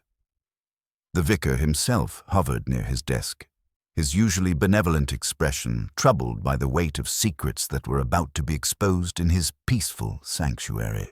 Miss Marple's methodical revelation, I believe, Miss Marple began with the gentle authority that had served her well in countless similar situations, that we have reached the point where truth serves everyone better than continued deception. The mysterious letter discovered in Mrs. Hartwell's Georgian teapot has set in motion forces that can no longer be contained, and I suspect that resolution requires honest acknowledgement from all concerned. She reached into her knitting bag and withdrew a small object wrapped in tissue paper. Let us begin with the evidence, shall we? Mrs. Henderson was kind enough to lend me this, a bone letter opener from the vicarage collection. You see, Doctor, the manipulation of Mrs. Hartwell's teapot required considerable skill. The hinge pin must be carefully levered without leaving marks on the silver, and the letter positioned without disturbing the delicate strainer mechanism. Dr. Pemberton's face remained impassive, but Miss Marple noted how his fingers tightened almost imperceptibly on the arms of his chair.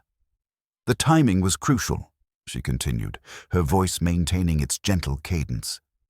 Mrs. Hartwell, you cleaned that precious teapot thoroughly on the morning of the fete, polished every surface, checked every mechanism.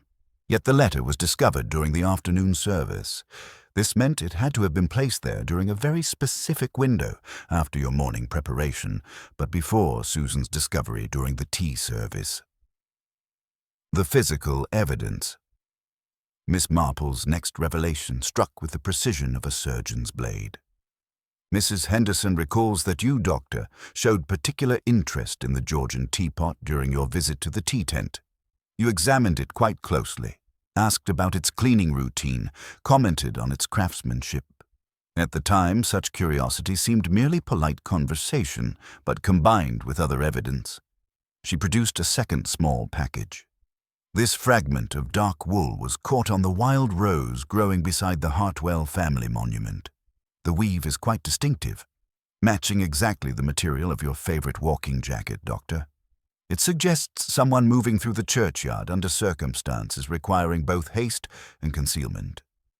The doctor's composure showed its first crack, a slight tightening around his eyes that spoke of recognition. And then there is this, Miss Marple continued, revealing a tiny scrap of blue-edged paper. Found near the war memorial, bearing traces of elegant script. The paper matches Mrs. Hartwell's personal stationery exactly. The same distinctive cornflower edging that marks her most private correspondence. The psychological dimension.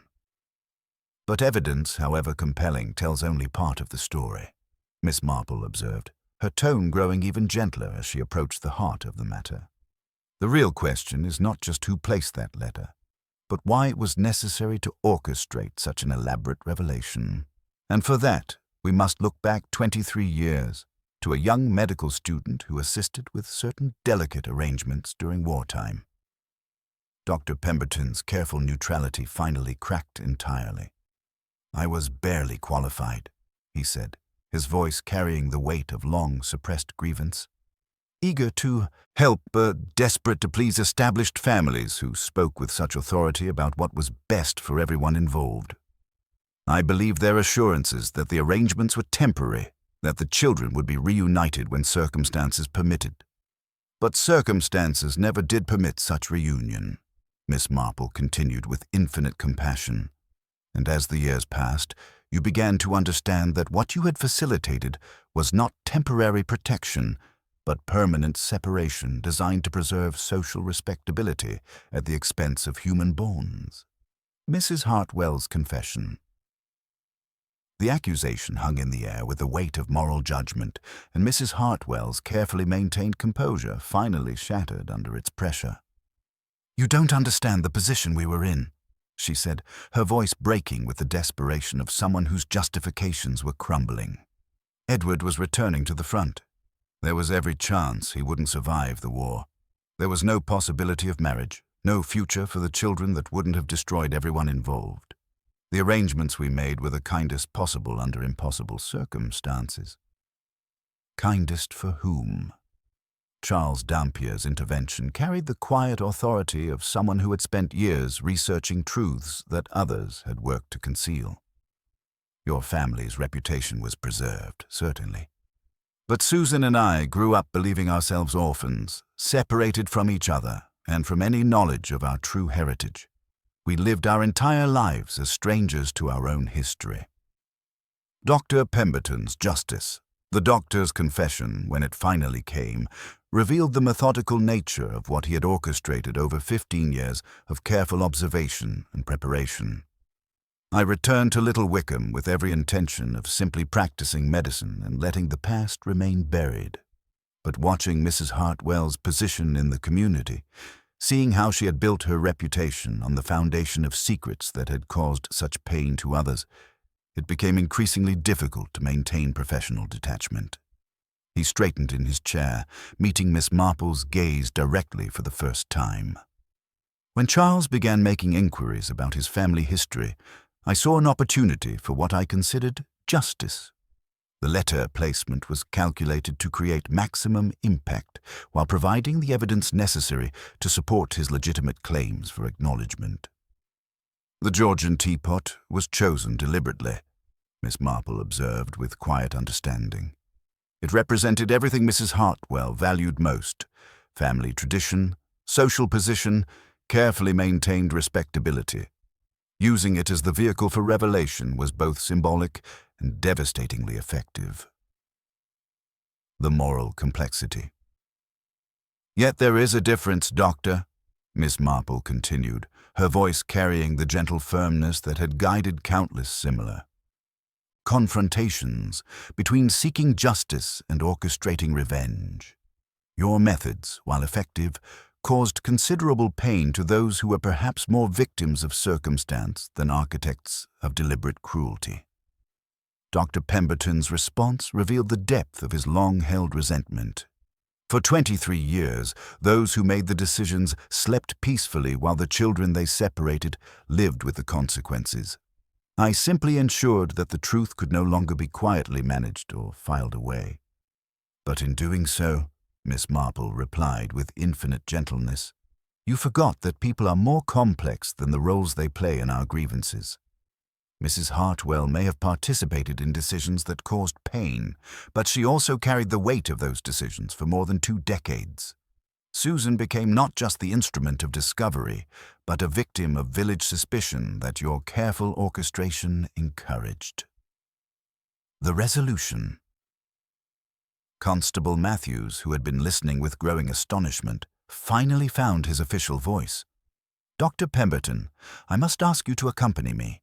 There are matters, theft of correspondence, manipulation of evidence, possibly interference with medical care, that require formal investigation." The doctor rose with the dignity of someone who had achieved his objective despite the personal cost. "I accept the consequences of my actions, Constable. I only ask that the truth I sought to expose not be buried again beneath the village's preference for quiet respectability." Mrs. Hartwell struggled to her feet, her usual commanding presence replaced by the fragile dignity of someone who understood that her world had been fundamentally altered. "Mr. Dampier, Miss Fairfax," she said, addressing Charles and Susan without quite meeting their eyes. "I do not ask for forgiveness. I ask only that you allow me to make what reparation remains possible. There are family documents, photographs, perhaps even some financial arrangements that should have been yours by right. The aftermath."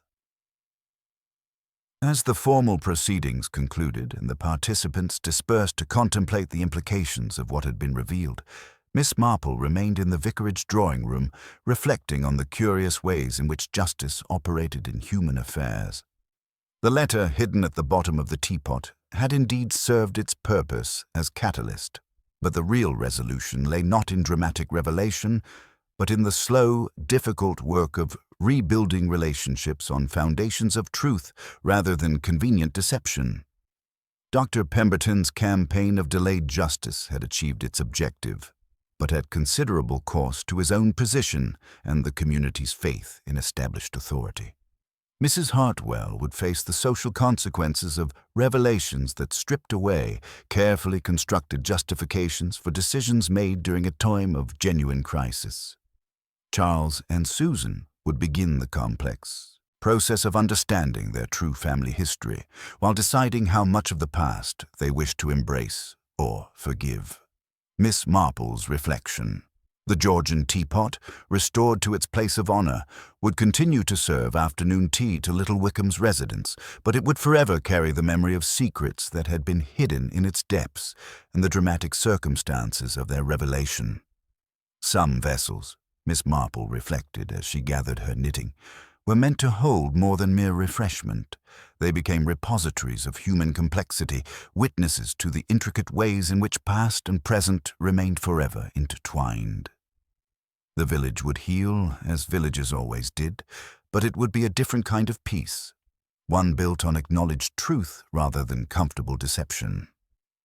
The letter hidden at the bottom of the teapot had completed its work, bringing justice of a sort, though whether that justice served healing or merely satisfied the human need for revelation remained a question that each resident of Little Wickham would have to answer for themselves. Outside, the morning light had settled into the golden clarity that follows storms, and Miss Marple made her way home with the quiet satisfaction of someone who understood that truth, however painful in its immediate impact, ultimately served the cause of genuine peace better than the most carefully maintained deceptions. The mystery was solved, the secrets exposed, and the village would find its way forward, step by careful step, into whatever future awaited beyond the shadows of its carefully guarded past. The morning light that filtered through Little Wickham's lace-curtained windows 3 weeks after the dramatic revelations carried with it that peculiar quality of illumination that follows great storms, clearer perhaps, but somehow more fragile, as if the very air had been changed by what it had witnessed. Miss Marple observed this transformation from her garden, where the late autumn roses bloomed with the determined beauty of flowers that understood their season was nearly ended, much like the village's innocence. The reckoning of authority. Dr. Pemberton's legal proceedings had concluded with a sentence that reflected both the gravity of his deception and the court's recognition of the complex motivations that had driven his elaborate campaign. His medical license had been suspended indefinitely, pending a thorough review by the General Medical Council. The charges, interference with private correspondence, manipulation of evidence, and breach of professional ethics, had resulted in substantial fines and 18 months of community service. More devastating than any legal consequence, however, was his complete professional disgrace. The man who had spent 15 years building trust as Little Wickham's beloved physician would never practice medicine again. Miss Marple had received a single letter from him, forwarded through official channels, in which he wrote with the careful precision of someone who understood that words, like medical treatments, required exact dosage. "I misjudged the prescription," he had written. "Truth, like medicine, can heal or poison depending upon how it is administered. I chose the dramatic revelation over gentle healing, and I must live with the consequences of that choice." The village's reaction to his fall had been complex, mixing betrayal with a grudging acknowledgement that his methods, however wrong, had forced necessary truths into the light. Colonel Weatherby, whose military mind appreciated strategic thinking even when disapproving of its application, declared it a masterful campaign, thoroughly dishonorable in execution, but undeniably effective in result. Mrs. Hartwell's transformation. The social consequences for Mrs. Hartwell had been swift and comprehensive, though tempered by the village's growing understanding of the impossible circumstances that had shaped her original decisions. Her resignation from the parish council and various charitable committees had been accepted with the regretful recognition that leadership, once compromised, could not easily be restored. Miss Marple encountered her during a quiet afternoon walk through the churchyard, where Mrs. Hartwell had been tending the family graves with the methodical attention of someone seeking redemption through practical service. The imperious bearing that had once marked her as Little Wickham's unofficial social coordinator had been replaced by a humility that spoke of profound internal rearrangement. "I've been thinking about what you said, Miss Marple," she observed, her voice carrying the weight of sleepless nights spent in self-examination, "about the difference between protecting people and protecting oneself.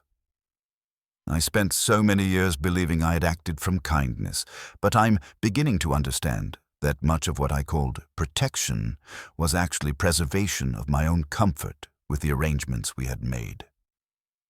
The admission required considerable moral courage, and Miss Marple recognized in it the kind of genuine repentance that might eventually lead to healing.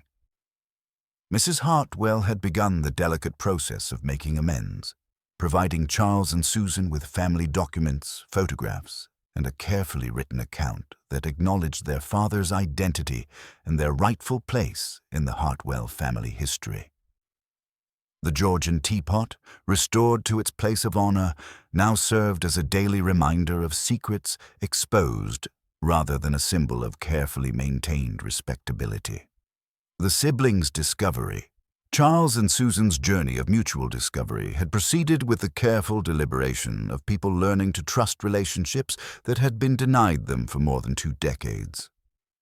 Charles had extended his lease on Elm House indefinitely, creating a base from which they could explore their shared history while building the connection that circumstances had prevented. Miss Marple observed their growing comfort during their regular walks through the village, noting how their initial awkwardness had gradually given way to the easy conversation that suggested genuine affection developing between them.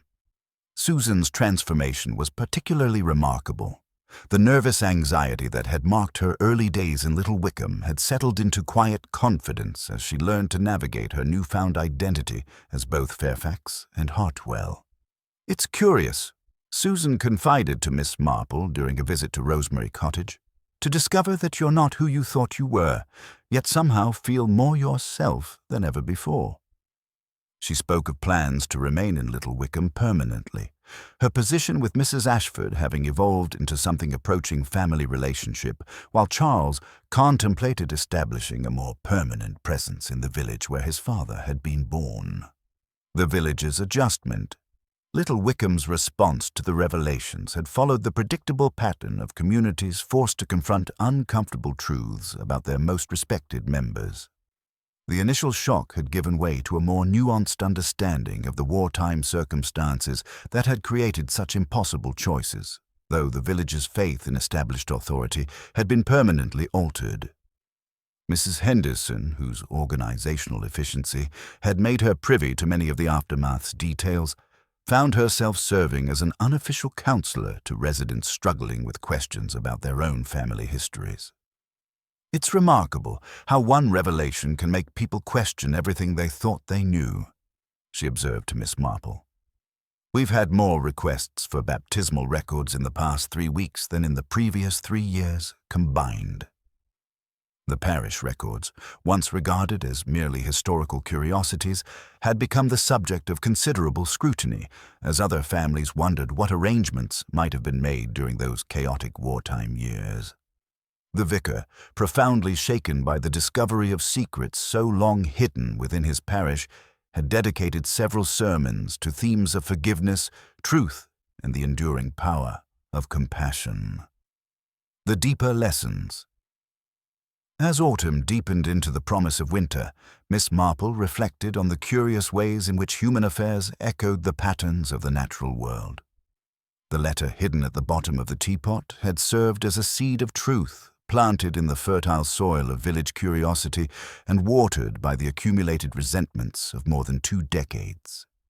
Like all seeds, it had produced growth that was both beautiful and disruptive, forcing established patterns to adapt or break under the pressure of new realities. Dr. Pemberton's carefully orchestrated revelation had achieved its intended effect, but the consequences had spread far beyond his original targets, affecting the entire community's understanding of itself and the foundations on which its peace had been built. The Georgian teapot, polished to its former glory, but forever changed by what it had been forced to reveal, continued to serve afternoon tea with quiet dignity. Some vessels, Miss Marple mused as she observed Mrs. Hartwell's careful ritual of preparation, were destined to hold more than their makers had intended, becoming repositories of human complexity that transformed simple domestic objects into symbols of the intricate ways in which past and present remained forever intertwined. The new peace. Little Wickham would survive this disruption as it had survived countless others throughout its long history. But it would be a different kind of community, one that had learned to look more carefully beneath the surface of ordinary conversation, to question assumptions that had previously seemed unshakable, and to recognize that even the most peaceful facades could conceal depths of human complexity that defied simple understanding. The immediate crisis had passed, the legal consequences had been absorbed, and the social adjustments were proceeding with the measured pace that characterizes village life. Mrs. Price had conveniently forgotten her earlier suspicions of Susan, now declaring that she always knew there was something special about that girl. Colonel Weatherby had organized a committee for churchyard path repairs, channeling his energy into practical improvement rather than theoretical speculation. Dorothy Weatherby had quietly included Susan in her Thursday reading circle, demonstrating the kind of practical kindness that marked genuine social healing. As Miss Marple sat in her garden on a particularly pleasant afternoon, watching the interplay of light and shadow across the village she had called home for so many years, she reflected that the most valuable lesson the mystery had taught was perhaps the simplest. That genuine peace required genuine truth, however uncomfortable that truth might prove to be. The letter hidden at the bottom of the teapot had completed its work, bringing justice of a sort and forcing a reckoning that had been 23 years in the making. Dr. Pemberton's campaign of delayed justice had achieved its objective, though at considerable cost to himself and the community's faith in established authority. Mrs. Hartwell had faced the consequences of decisions made during impossible circumstances and found, perhaps, a more honest foundation for whatever remained of her public life. Charles and Susan had discovered not only their heritage but each other, building a relationship that might, in time, heal some of the damage caused by their long separation. The mystery was solved, the secrets exposed, and the village was learning to live with truths that were more complex than the comfortable deceptions they had replaced. Temp, human affairs, as in the mysteries that occasionally disrupted village life, Miss Marple reflected with quiet satisfaction. The most important revelations were often those that forced people to see themselves and their neighbors with new eyes, stripped of the comfortable assumptions that had previously made understanding seem so much simpler than it actually was. The Georgian teapot would continue to serve its purpose, but it would forever carry the memory of what it had been forced to reveal, a reminder that in the most ordinary objects and the most peaceful settings, the seeds of extraordinary drama might lie dormant, waiting for the right moment to transform understanding and, perhaps, to serve the cause of justice in ways that no one could have anticipated. Little Wickham slept more peacefully now, not because its secrets had been buried deeper, but because they had finally been brought into the light where they could be examined, understood, and, eventually, forgiven. The autumn light continued to filter through lace curtains, carrying with it the promise that truth, however painful in its immediate impact, ultimately served the cause of genuine peace better than the most carefully maintained deceptions. The first frost came early to Little Wickham that year, silvering the hedgerows and lending a crystalline clarity to the morning air that seemed to extend beyond mere weather into the very atmosphere of the village itself. Miss Marple observed this transformation from her kitchen window as she prepared her morning tea, noting how the community had settled into new rhythms during the months following the dramatic revelations that had shaken its carefully maintained foundations. The doctor's final accounting. The post had brought a letter from Dr. Pemberton, written from the coastal town where he had secured employment as a medical clerk, a position that acknowledged both his expertise and the professional limitations his actions had imposed. His words carried the weight of genuine reflection rather than mere regret at consequences. "I have learned," he wrote in his careful script, "that there is an art to administering truth, much like compounding medicine. Too strong a dose can poison rather than heal, and I fear I chose dramatic revelation over gentle healing." The letter achieved its purpose, but at costs that extended far beyond my intentions. His legal proceedings had concluded with an 18-month sentence of community service and the permanent suspension of his medical license. Yet Miss Marple observed him during his assigned work at the churchyard, noting how he approached his tasks with the methodical care of someone seeking genuine redemption rather than merely fulfilling obligations. The village, which could be harsh in its judgments, had gradually softened toward him, Not forgiveness, precisely, but a recognition that his motives, however misguided in execution, had sprung from a desire for justice rather than mere malice. Mrs. Hartwell's quiet transformation. The most remarkable change in Little Wickham's social landscape had been Mrs. Hartwell's evolution from imperious coordinator to humble servant of community needs. Stripped of her official positions by necessity, she had discovered a different kind of authority, one earned through practical kindness rather than inherited respectability. Miss Marple encountered her regularly during morning constitutionals, noting how the rigid bearing that had once marked her as the village's unofficial ruler had been replaced by genuine humility. She tended the churchyard with patient care, visited elderly residents without fanfare, and had begun including Charles and Susan in family discussions with the tentative affection of someone learning to navigate relationships complicated by decades of separation. The Georgian teapot, when it appeared at village functions, no longer commanded attention as a symbol of inherited grandeur. Instead, it served as a quiet reminder that even the most treasured possessions could harbor secrets, and that revelation, however painful, ultimately served truth better than concealment. Mrs. Hartwell poured from it with steady hands now, having made peace with what it had been forced to reveal. The siblings' established bond saw. Charles and Susan's relationship had flourished with the natural ease of people discovering connections that should never have been severed. Charles had purchased Elm House permanently, transforming it into the family home it had been intended to be before wartime circumstances scattered the Hartwell lineage. Susan's engagement to Thomas Whitmore from the neighboring village had provided the community with the kind of celebration it needed after months of difficult truths. A wedding that would take place in Little Wickham's ancient church, with Mrs. Hartwell providing the breakfast and Charles giving away the sister he had been denied the chance to know for more than 20 years. Their conversations, once marked by careful curiosity, had developed the comfortable rhythm of genuine siblings. They shared family photographs that Mrs. Hartwell had provided, pieced together memories of their separated childhoods, and planned a future that honored their discovered heritage while building something entirely new. The village's new equilibrium. Little Wickham had absorbed the shock of revelation and emerged with a different kind of wisdom, less certain perhaps, but more honest about the complexities that lay beneath its peaceful facade.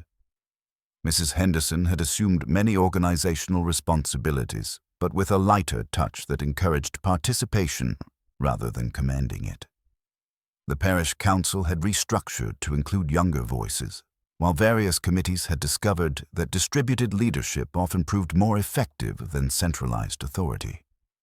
The baptismal records, corrected with careful annotations in the vicar's neat handwriting, no longer served merely as historical curiosities but as reminders that official documents, like human memories, sometimes required revision when truth demanded acknowledgement of past errors. Miss Marple's final observations. As the anniversary of the garden fete approached, Miss Marple reflected on the curious ways in which human affairs echoed the patterns of the mysteries she had witnessed throughout her long life. The letter hidden at the bottom of the teapot had served its purpose as catalyst, but the real mystery had not been who placed it there or why. It had been how a community would respond when forced to confront the complex realities that lay beneath its peaceful surface. Dr. Pemberton's campaign of delayed justice had achieved its objective, though at considerable cost to himself and the village's faith in established authority. Yet the most important consequences had been those he never intended: the healing of family bonds, the strengthening of community resilience, and the demonstration that people were capable of growth even in the aftermath of profound moral failure. The Georgian teapot continued to serve afternoon tea with quiet dignity, polished to perfection but forever changed by what it had been forced to reveal. Some vessels, Miss Marple mused as she observed the interplay of winter light across her sitting room, were destined to hold more than their makers intended. becoming repositories of human complexity that transformed simple domestic objects into symbols of the intricate ways past and present remained forever intertwined. The enduring peace.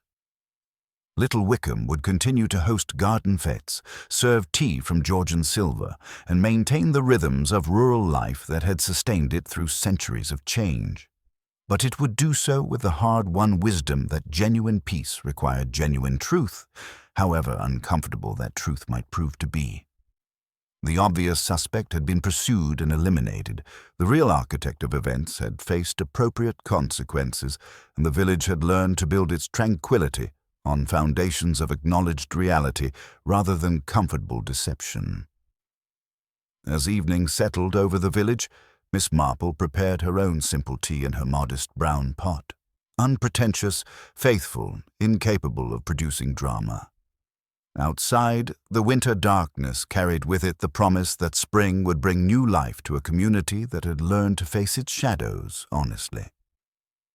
The letter hidden at the bottom of the teapot had completed its work, and little Wickham slept more soundly for having discovered that truth, however painful in its immediate impact, ultimately served the cause of genuine peace better than the most carefully maintained deceptions. The mystery was solved, the secrets exposed, and the village had found its way to a new kind of harmony. One built not on the absence of conflict, but on the presence of understanding. In human affairs, as in the mysteries that occasionally disrupted village life, Miss Marple reflected with quiet satisfaction the most important revelations were often those that forced people to see themselves and their neighbors with clearer eyes, stripped of comfortable assumptions and strengthened by the courage to face whatever truths emerged from the depths of even the most ordinary teapots.